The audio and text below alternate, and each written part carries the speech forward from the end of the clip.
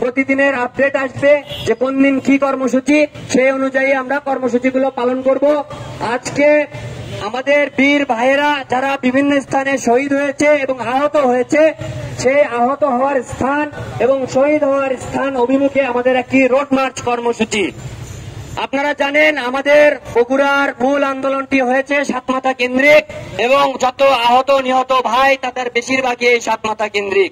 এই কারণে আমরা সিদ্ধান্ত নিয়েছি এই খুনি হাসিনার ফাঁসির দাবিতে এবং আমাদের এই বীর ভাইদের আহত হওয়ার স্থানের যে রোড মার্চ, সেই রোড মার্চ আমরা বগুড়া জেলা স্কুলের সামনে থেকে শুরু করে রানার প্লাজা, জসকোট, ইয়াকুবিয়ার মোড় হয়ে ঘুরে আমরা আবার সাতমাথায় এসে মিলিত হব।